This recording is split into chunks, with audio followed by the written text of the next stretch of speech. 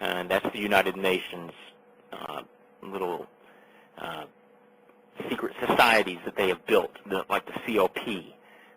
No longer will we be an independent nation. We will be part of a worldwide nation. And this is all done under the guise of climate treaty. And let me restate that carbon dioxide is not bad. The more carbon dioxide we have in the atmosphere, the greener the earth gets. Let me repeat that. The more carbon, the more plants there are. The more plants there are, the more oxygen there is. It's like adding more fruit to a fermenting bucket of alcohol. It's just going to make more alcohol. It's not alcohol that's bad. It's not rotten fruit that's bad, because as soon as it hits the trees, it will be turned into oxygen again. And this goes on and on and on and on. Already, I've pulled out at least 3 pages worth of interesting information, and that is available if you want to look it up. It's on my personal Facebook page, which you can find at facebook.com/SpyderC. That's SPYDERC. It's one of the. It's definitely on the first page. Again, if you want to call in and steer our conversation, the number is 347-994-3706. Another article which is of significant value to you and what you need to know. Ireland is no longer going to accept genetically modified crops.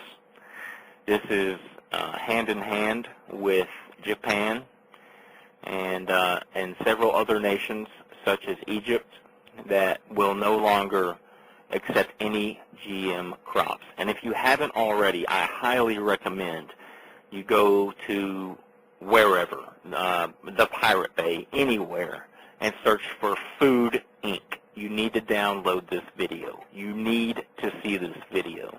Food Inc. describes perfectly how GM crops contaminate every other crop around it.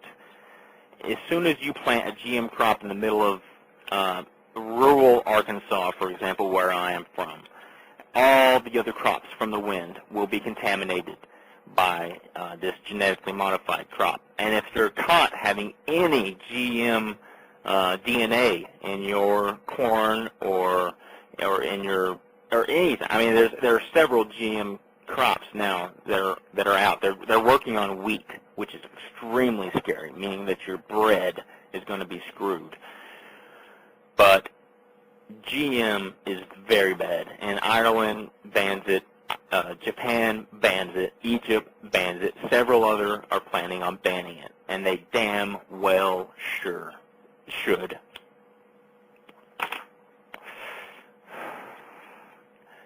Another topic, Barrack Obama.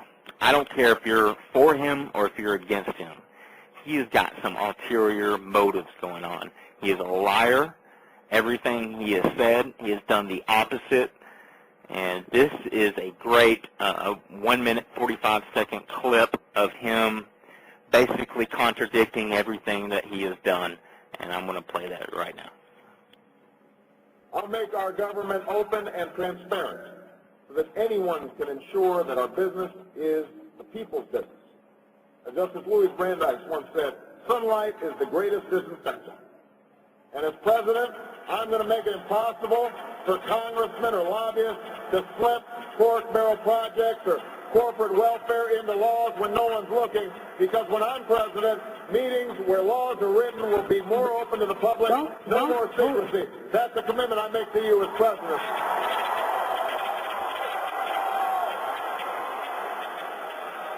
No more secrecy.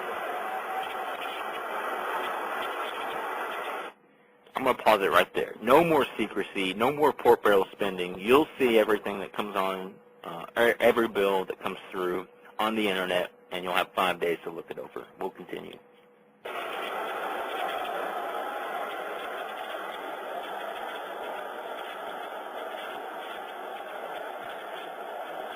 And When there's a bill that ends up on my desk as president, you, the public, will have 5 days to look online and find out what's in it before I sign it,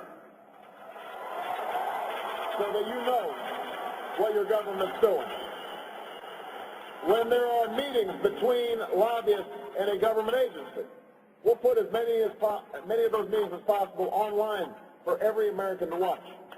When there's a tax bill being debated in Congress, you will know the names of the corporations that would benefit and how much money they would get. And we will put every corporate tax break and every pork bill project online for every American to see. Have you seen a single bill online that Obama has seen? I haven't seen a single one. Where is his website? Where are these bills? He promised to let us see them all, and he has not. You will know who asked for them, and you can decide whether your representative is actually representing you. It's absolutely disgusting. It's disgusting what Obama's done. He's lied his way to the top. And that's apparently what it takes to be anybody these days. I'm sickened by it. I don't even know what to do about it anymore. This is just sick. There's so much debt, and he continues to spend. For example, today it was announced that he would spend $3.4 billion reinvesting into the corporate power grid. What if we spent that $3.4 billion on actually getting us off the grid? What about solar panels or windmills for small communities? What if we could get off the corporate grid? But he has no intention to do that. The Senate must soon increase the national debt to $13 trillion because we're about to spend $2 trillion on health care. And we're already at $11.5 trillion debt. That's debt. And this is trillion. I mean, what's above a trillion? That's quadrillions. Are we going to seriously be talking about quadrillions soon? Or is the dollar going to be worthless? And we're going to be talking about some other currency that correlates somehow to a dollar. That's my prediction, is that we're going to see a serious change in what the dollar is. The dollar will be gone. The dollar is already gone. It's already damn near worthless. We have increased over the last 12 months the dollar supply by 120%. That's over 2 times what it used to be.